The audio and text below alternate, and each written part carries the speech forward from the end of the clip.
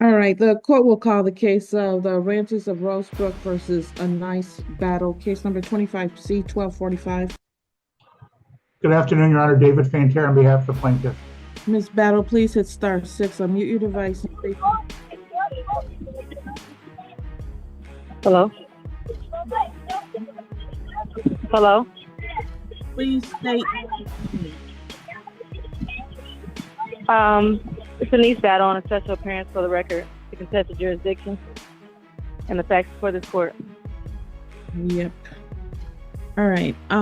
Well, Ms. Battle, I'll tell you that this matter is appropriately in the correct court. The court does have jurisdiction. And it's based on what? What is on the record that is based on that the court has jurisdiction? The fact that this is a case that is within the jurisdiction of the Township of Ypsilanti, and if you have issues related to any contracts, that would be within this jurisdiction as well. So all of that is within the jurisdiction of this court. So you're saying that the contract is in jurisdiction of the court? That is what I just said, ma'am. All right, and the contract has been rescinded. So how is the contract in the jurisdiction of the court if it's invalid? Who gets to rescind a contract on their own? That's what are you talking about? I have the right to rescind a contract by right of common law. Ms. Battle, that doesn't involve court. Ma'am, you need to stop talking or you're going to get held in contempt of court. Mr. Fantier, have you had a chance to talk to Ms. Battle? I talked to Ms. You're breaking up. I can't hear you. Mr. Fantera, do you need to speak with her, or are we ready to... If you want me to speak to her, I'll speak to her. She talks about rescinding the contract. Does that mean she's moving out? If only things worked that easily. When she claims she's canceling the contract, what she's really saying is that, in her mind, she's the holder of some imaginary estate connected to her legal identity. She believes that because of this, and because of various codes and treaties she thinks apply, she has the right to live there without paying anything. And if any part of that sounded logical to you, you've probably watched as many sovereign citizen videos as I have. I'm sorry, you're breaking up. Are you moving out? Are you moving out? No. Why would I have to move out? Because if you rescind a contract, okay, fine. Your Honor, I think let's set this for trial. Okay. One moment. This case has also been in the circuit court. A petition filed for an injunction. I did serve you all. It is set on the 30th. Yes, ma'am. I heard. We're aware. Okay.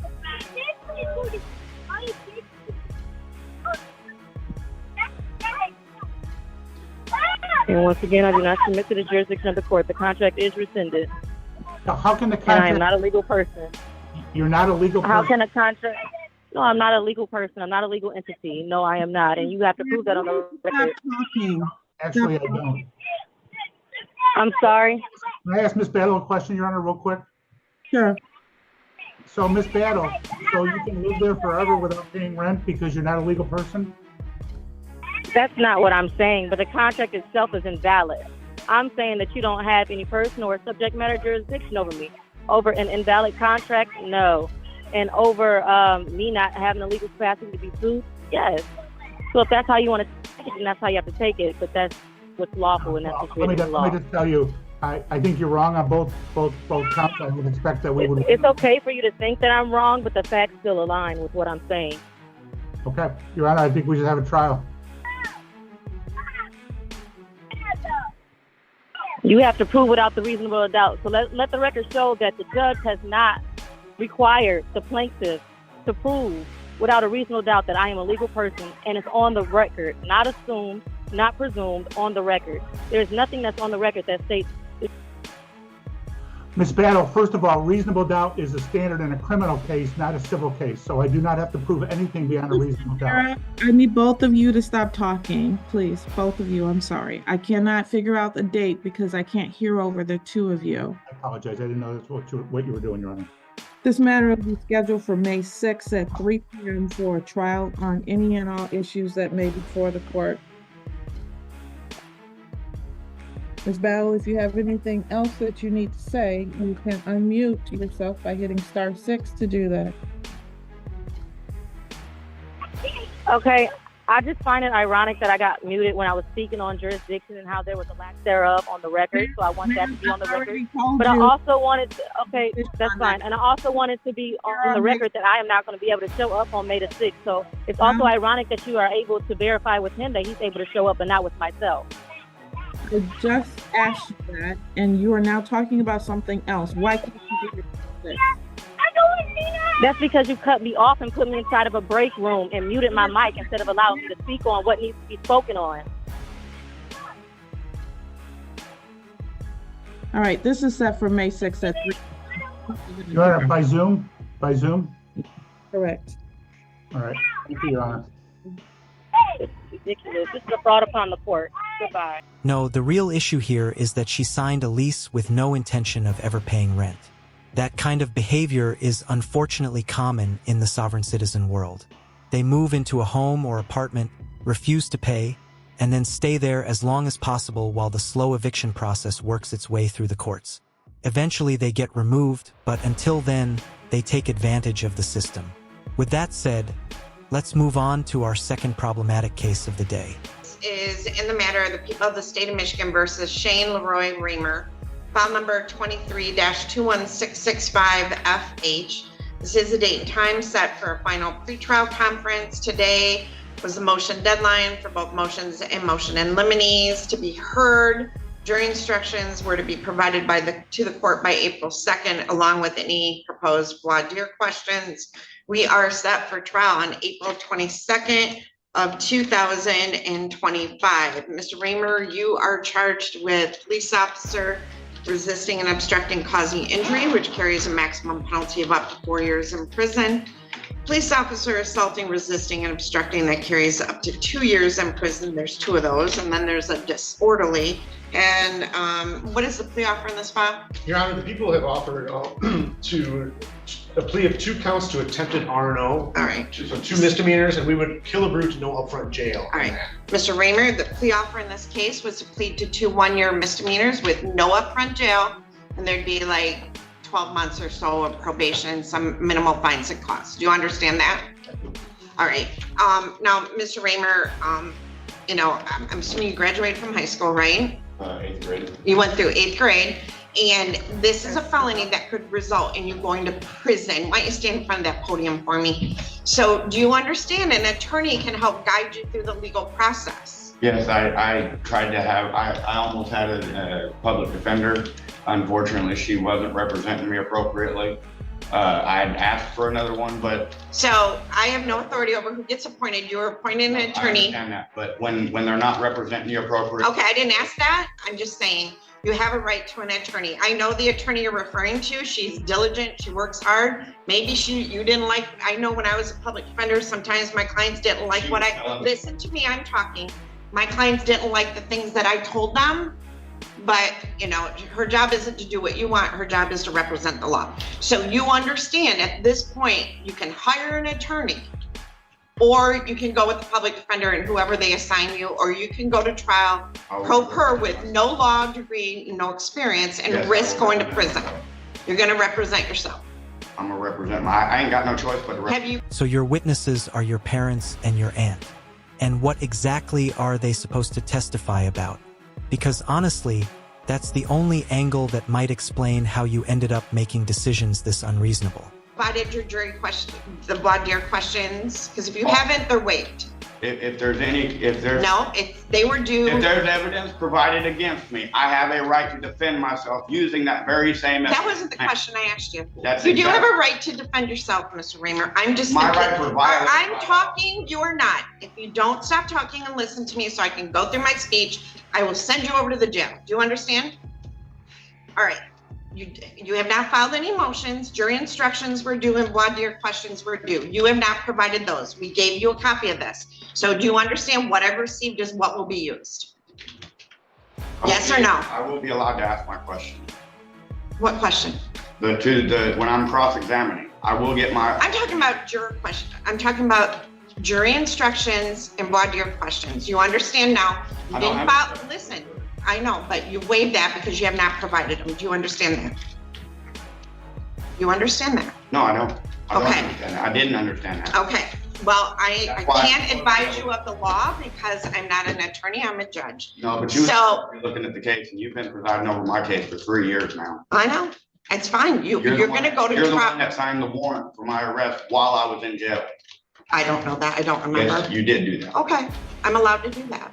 No, you violated my rights. of Okay, privacy. well, you have options. You can file a complaint with the JTC if you'd like. So are you prepared to go to trial? Absolutely. Have you provided your witness list? I haven't yet, but I will. Okay, that was due. My witness list was provided when,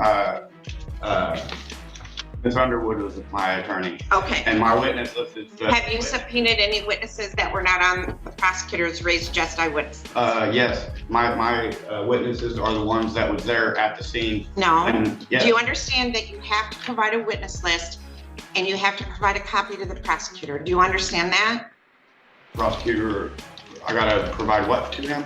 So if you're gonna have witnesses at trial, you need to make sure the prosecutor has their name and contact information so that they could interview them prior to trial if they wanted. Do you understand Well, that? they got all that information. They do? Yes. Okay, Yes. so, My witnesses are my parents and my aunt.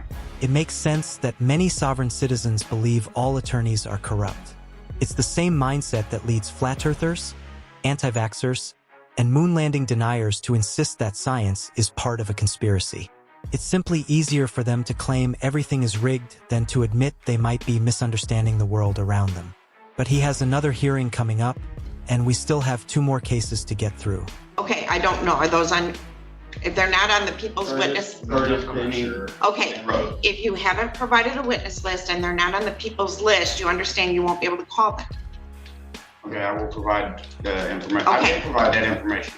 Yeah. I'm just telling you. So you need to make sure that there's a witness list in the file that was provided to the people. So I gotta re-provide it. I don't know. Go back and look at what I'll witness just- list I'll has just been do that filed, next. their name, their contact information, and then any subpoenas you have to do. If you have to subpoena anybody to be present, you need to get those filed this week. And then the court signs them, and then you serve those people with those. Okay. Do you understand? Now, do you understand when we go to trial, a lot of times some of the questions you ask or he asks may be objected to, and it's not personal, it's just, we have to follow the law. Yeah. Okay, I'm allowed to object too though, right? huh? I'm allowed to object too. You are, and then you have to provide the basis for that objection. Yes.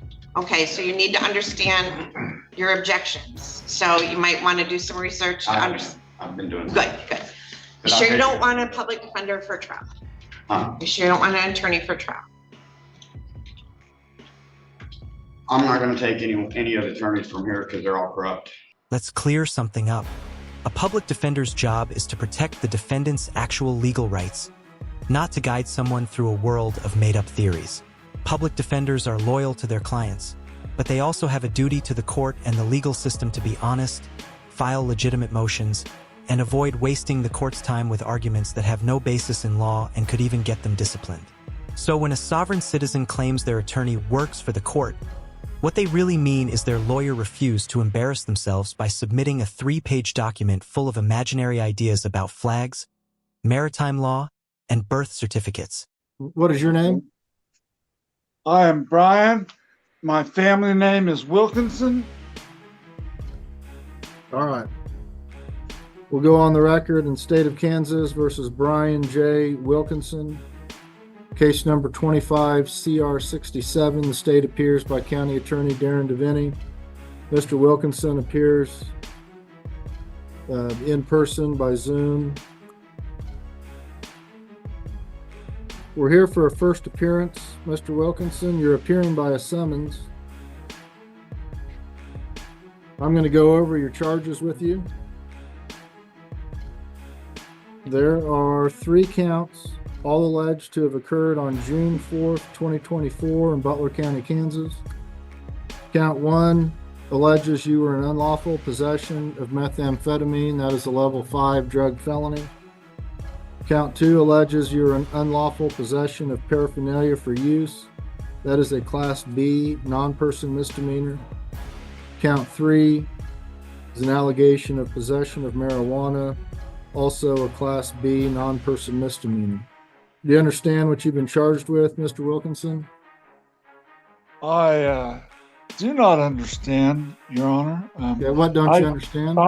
I had thought that this matter was already settled on the case that Mr. Watts was representing me for. Okay, I'm not aware of that particular matter. That may have been a different case. I'm not sure. Well, there wasn't a different case. I mean, I wasn't attacked and assaulted and kidnapped 2 different times, just one time. I always find it interesting how sovereign citizens insist they won't contract with the court and argue that the court has no authority. Yet they have no issue signing paperwork that actually gives the court even more power over them when they want a personal recognizance bond. The contradiction is impossible to miss. And now, for our final hearing, we're heading down to Texas. Mr. And Devaney, do you know I've anything about another case involving Mr. Wilkinson? Let's see. Well, I know there's criminal history. I know he's a B on the grid. He has out of at least Butler County cases, we've got a driving while suspended, an old a 23 traffic case that's closed. And then he has this open case now for possession of methamphetamine. Do you know of, is there one where Mr. Watts representing that you know of? Not that I'm aware of. Well, Your Honor. All right, well, I don't know, Mr. Wilkinson, that can be sorted out. Can you afford to hire an attorney to represent you? I'm sui juris. Excuse me? I'm sui juris, and I would appreciate it, Your Honor, if you would recite your oath of office, your delegation of authority order, and your bond information. I'm not going to do that, Mr. Wilkinson. Can you afford to hire an attorney? I am not a ward of the court. I'm not an idiot. I know how to speak for myself. Okay. Do you wish to represent yourself? Well, I am myself. I can't represent myself, but yes, I will be talking for myself. All right. You understand you have a right to have an attorney represent you on this case? Yeah, but that makes me a ward of the court if I am seen as too stupid to talk for myself. Do you understand that if you can't afford an attorney to represent you, one would be appointed for you? I also understand that all attorneys' first duty is for the court and not for their... I'm not sure what you're trying to call a Ponzi scheme here, but the comparison doesn't really fit unless we're redefining the term entirely. And regarding your mention of Murdoch versus Pennsylvania, that case doesn't say you're exempt from insurance or registration when driving for personal travel. In reality, Murdoch was strictly a First Amendment case about religious freedom. It had nothing to do with a supposed right to travel without following traffic laws. So do you understand you have that right, Mr. Wilkinson? I do understand my rights, yes, okay. Your Honor. I'm going to go ahead and appoint James Watts to represent you if you think that he's represented you on something that may be in line with this case. So he'll be with you when you appear back in front of me, and that'll be on my preliminary hearing control docket. Do you have something to write with, Mr. Yes, Wilkinson? sir. All right. Your court date will be in front of me by Zoom on May the 19th at 2:30. May 19th, 2:30 p.m. That's correct. Do you have Mr. Watts' contact information? Yes, I do, Your Honor. You might contact his office and let them know that court date. We need to set a bond. Mr. Devaney, what's your recommendation for bond? Your Honor, the defendant does appear here voluntarily by summons here today, so I'd request a $10,000 OR bond for the defendant. What was the amount? $10,000. All right, I'll set a $10,000 OR bond. He'll need to be processed, I'm assuming. Well, he initially had a first appearance back on June 5th of 24 at 1:30. At that point, we were waiting on KBI Labs and we released him. So I believe he's actually been arrested and processed. Okay. He just needs to come to 201 West Pine. If he can make it here today before 5, that's great. If not, probably on Monday to come up to the front desk so he can sign his bond. All right. Mr. Wilkinson, can you make it up to the Judicial Center this afternoon to sign your OR bond? It'll probably need to be Monday, Your Honor. All right, everyone, that wraps up today's video.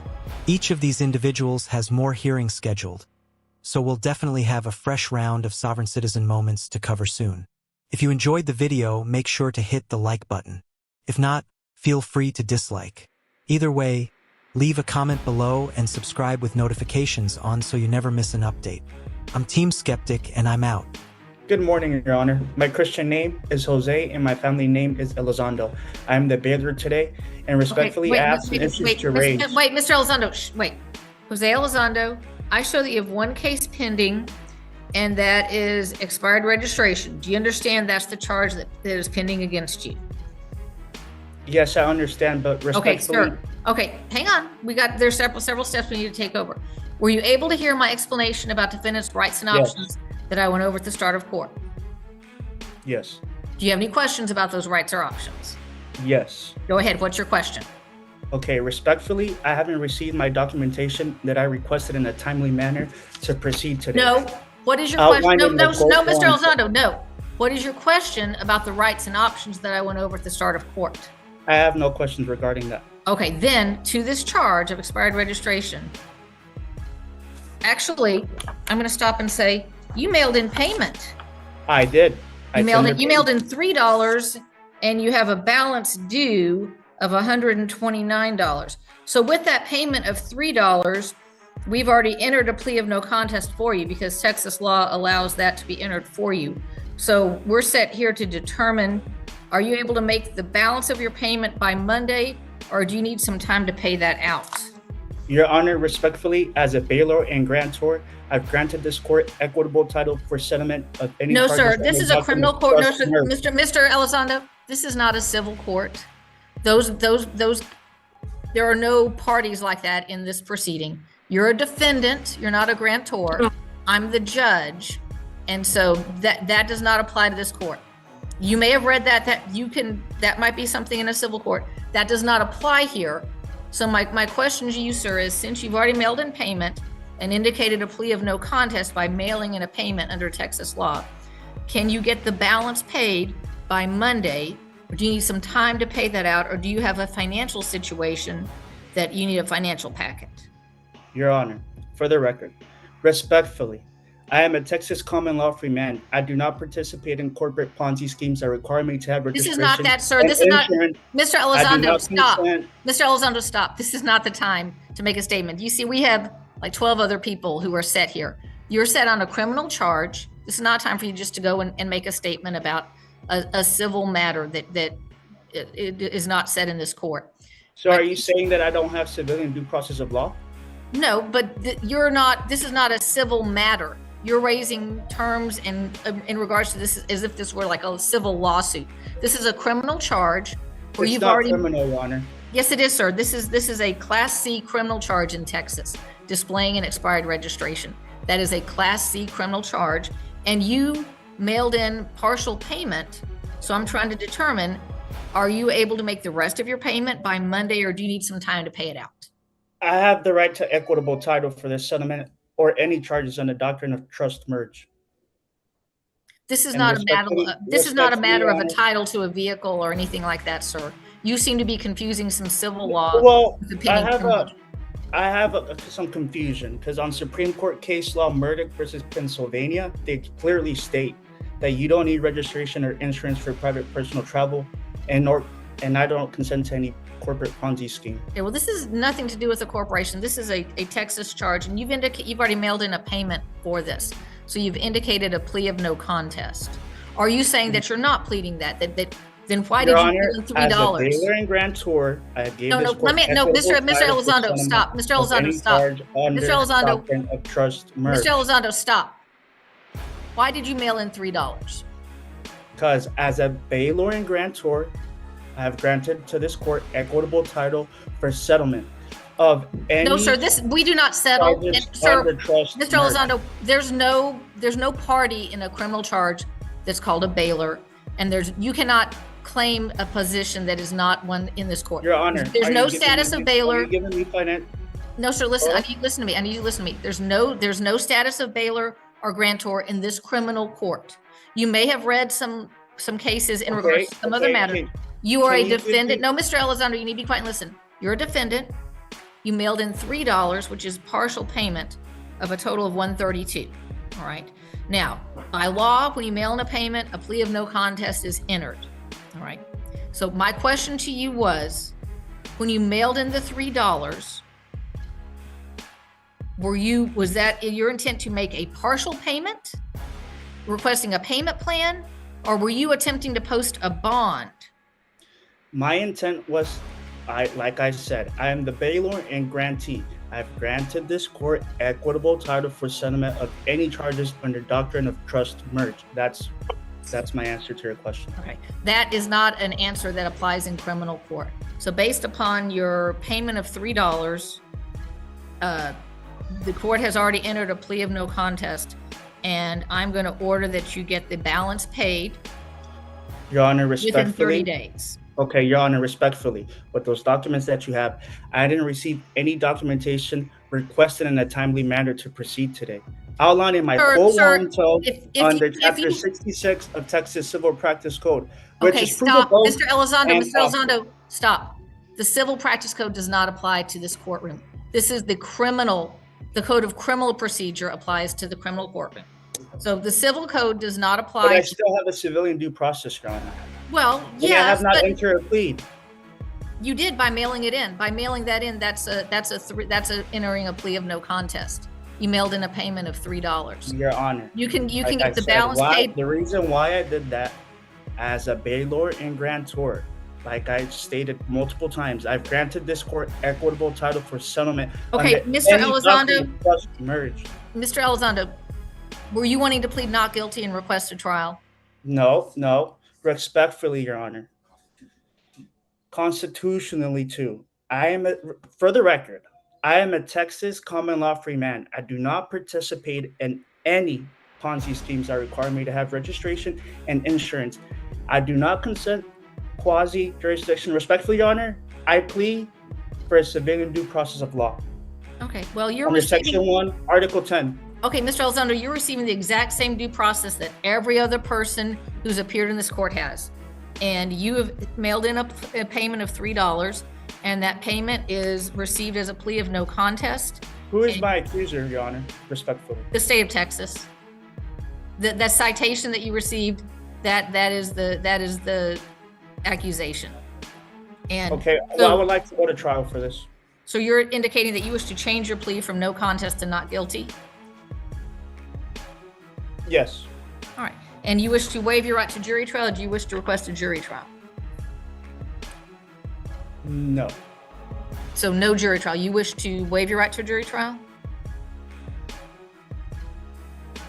1 second, please.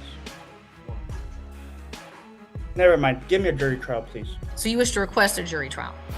Yes. And you will be representing yourself, or will you be retaining counsel? Myself. Okay. Do you understand that if you request a jury trial, if you're found guilty, in addition to the regular state court cost, there is an additional jury trial court cost that's assessed if you're convicted? Your case is going to be reset for a pre-trial hearing. That is going to be for our May contest docket, which is at 6 p.m. on May 7th.